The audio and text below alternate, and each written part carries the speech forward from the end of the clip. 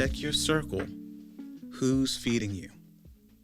Before the spotlight, before the awards, before the world knew their names, there were two people who believed in each other early.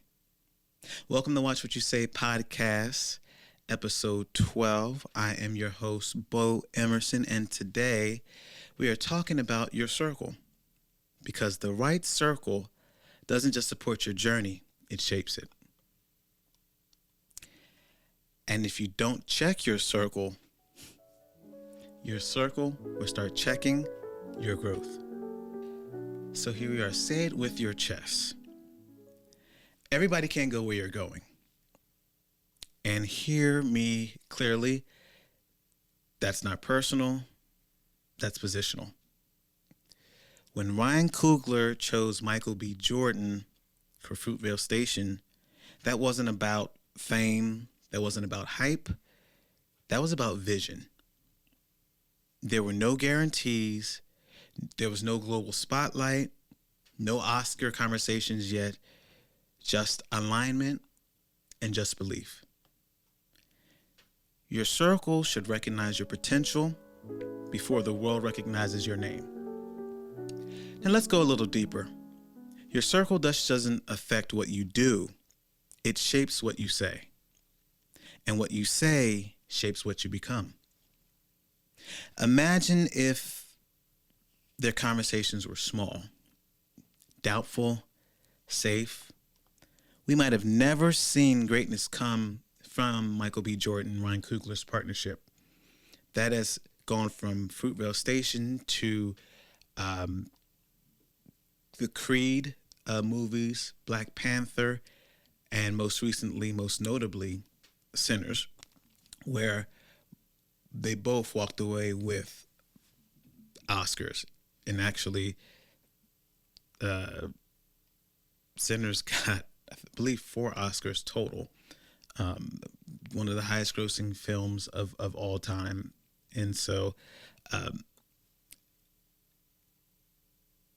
we might have never seen the greatness come out of that partnership if there wasn't that early alignment with one another, if there wasn't that early trust in each other, building a foundation, not knowing where it was going to go, not doing it for the fame, not doing it for the awards, not doing it for the accolades, but doing it because of the love of craft, the love of storytelling. And so, because great collaborations are built on conversations that stretch vision, not shrink it. If your circle only talks survival, you will never speak legacy. Pay attention to what your people talk about, because what you say matters.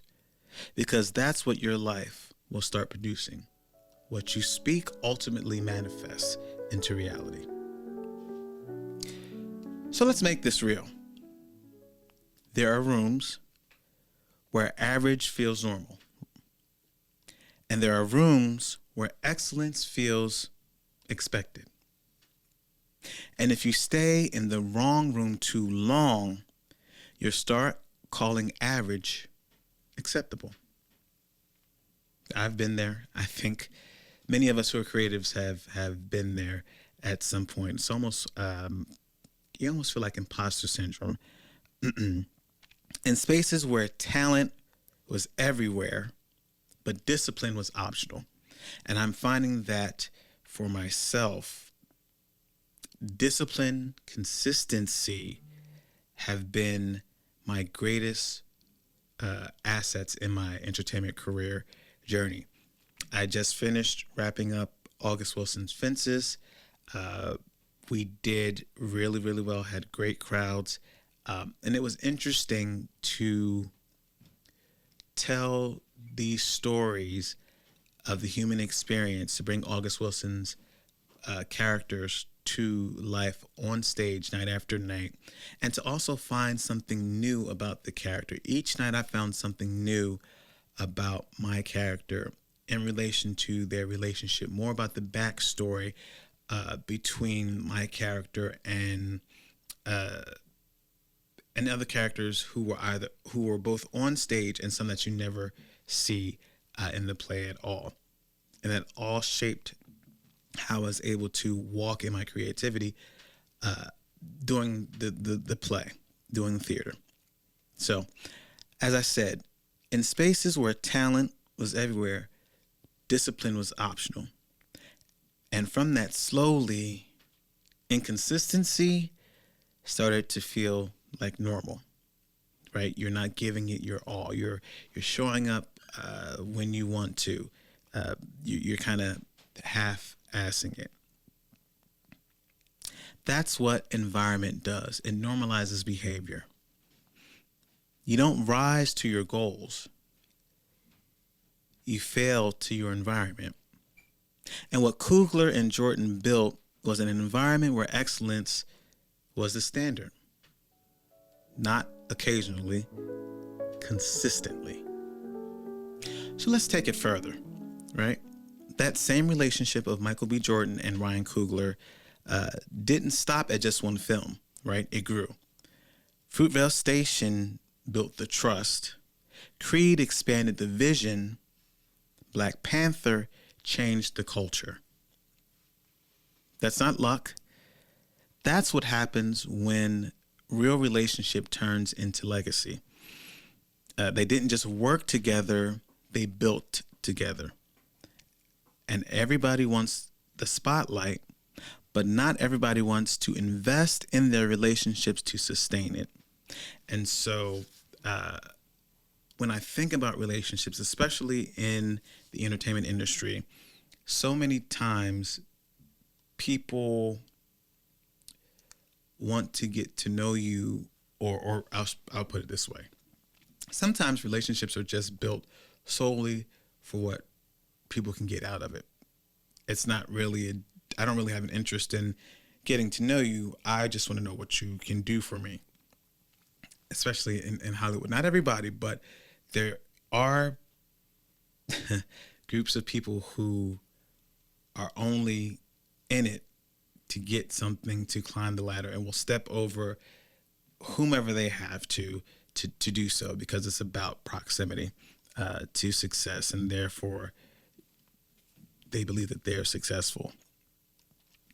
We have to stop chasing opportunities, start building alignment, stop networking for access, which is the, again, I just said that, I'm only getting to know you because I know that you are so-and-so's assistant, or you're their best friend's cousin. And I know if I know you, then that puts me in their ear. That's very transactional, and there's no personality in it. There's no soul in that.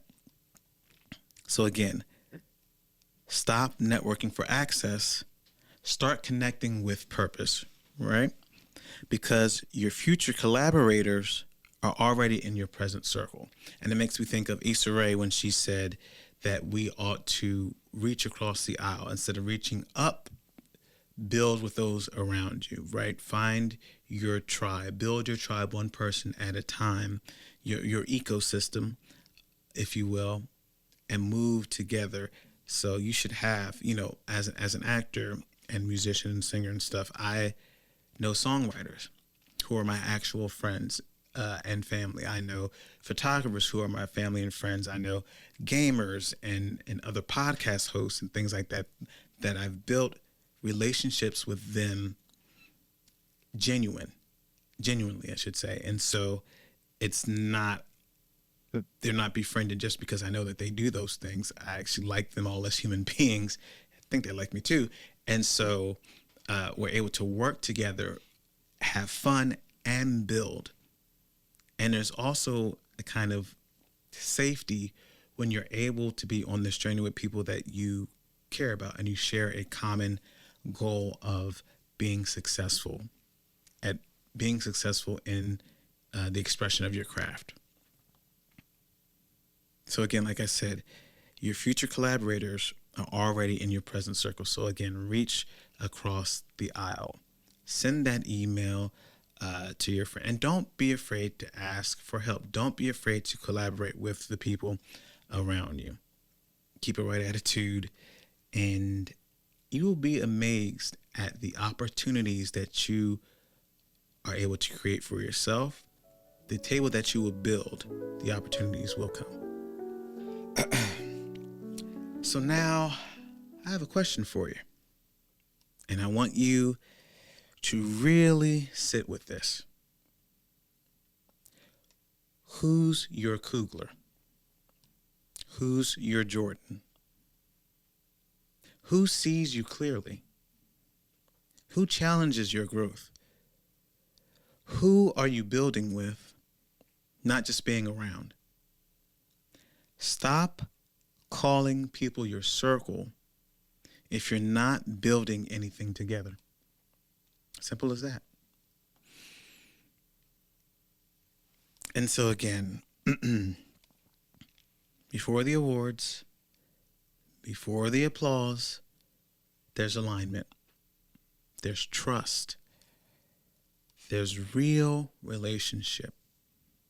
So check your circle. Not who's the most popular, but who's the most purposeful. Because the people you build with in private will shape what the world celebrates in public. So that's Watch What You Say podcast. I'm Beaux Emerson. Short episode. I know. But check your circle. And I'll see you in episode 13. Bye, guys.